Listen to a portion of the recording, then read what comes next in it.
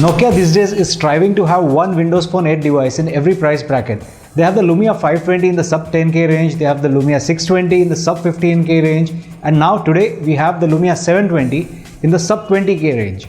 So let's see how this performs and what it has to offer. For starters, it looks quite sleek and impressive. The design is quite elegant and the construction is very sturdy. The screen is slightly curved around the edges, which makes the transition between display and body almost seamless. Nokia's love for colors continues, with the phone available in various shades like red, yellow, cyan, and of course black and white as well. As far as buttons go, the phone has the standard capacitive home, back and search keys. On the side you will find the volume rocker, the lock button, and of course a dedicated camera key. Unlike the Lumia 520 and the 620, the cover here is non-removable. The placement of SIM slot and the microSD card slot is very interesting. It's quite similar to the one that you find on the iPhone. Of course, the iPhone doesn't have a microSD card slot. The SIM slot can be pop open using a paper clip, and the same goes for the microSD card slot as well. Moving on to the display, this phone has a 4.3-inch WVGA screen with a resolution of 800 by 480 pixels and supports clear black technology. This basically enhances the blacks and makes the sunlight legibility a lot better. The screen is extremely responsive to touch and we have no issues there. It's bright and sharp as well with wide viewing angles. We have nothing to complain about the screen, and especially in the sub 20k bracket. However, its elder brother, the Lumia 820's AMOLED screen, is noticeably better. The 720's processing power is exactly the same as the 520 or the 620. It is based on the Qualcomm Snapdragon S4 chipset with a 1 GHz dual-core processor, 512 MB of RAM and 8 GB of built-in memory.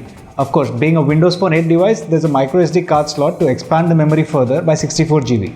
The graphics aspect is taken care of by the Adreno 305 GPU, which offers fluid Windows Phone 8 experience. As far as connectivity options go, the phone has the standard Wi-Fi, 3G, GPS, Bluetooth 3.0, NFC and so on. Now what sets this phone apart from the 520 or the 620 is its 6.7 megapixel camera with Carl Zeiss optics.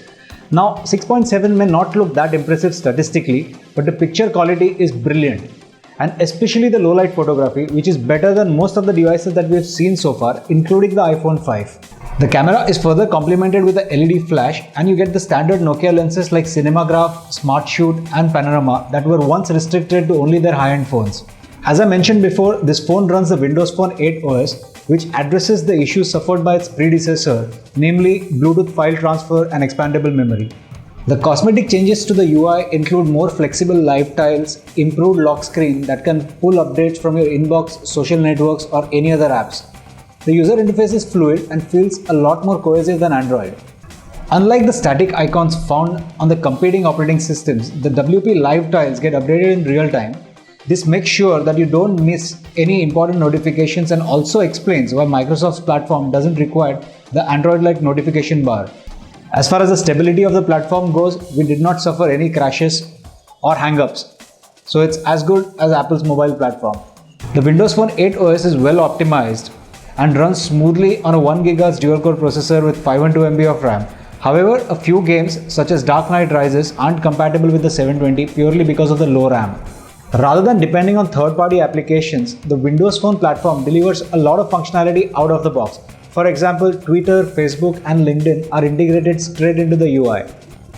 Microsoft Office Suite is also bundled, which means you don't have to go hunting for a document or a spreadsheet editor. In addition to that, you also get Nokia's Here Plus Maps. Now the apps offer free voice-guided navigation in offline mode, and you also get voice instructions in Hindi.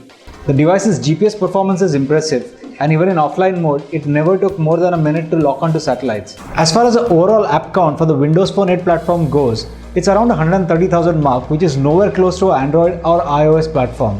But having said that, the count is going up by the week, and most of the useful apps are available, if not all. On the multimedia front, the sound output of the device is very good and is capable of playing 1080p videos as well. However, MKV files are still not supported, but the guys at VLC are due to release an app to fix that as well. Being a Nokia phone, it comes bundled with Nokia Music, which allows you to download free music for one entire year. And lastly, the battery. It comes with a 2000 mAh battery that easily lasts you for a day and a half to two, depending on your usage. Now for a smartphone, that can be termed as very good battery life. The Nokia Lumia 720 is available just under 18,000 rupees, and given its feature set, it's a very good buy, and in fact even better than the HTC 8S which sells for the same price. The camera and the screen size are the two things that differentiate this phone from the 620. So if you don't care about these things, you can save around 4 to 5,000 rupees and go for the Lumia 620. Otherwise, stick to the 720. We rate it at 4 out of 5 stars. For more details, log on to TechTree.com.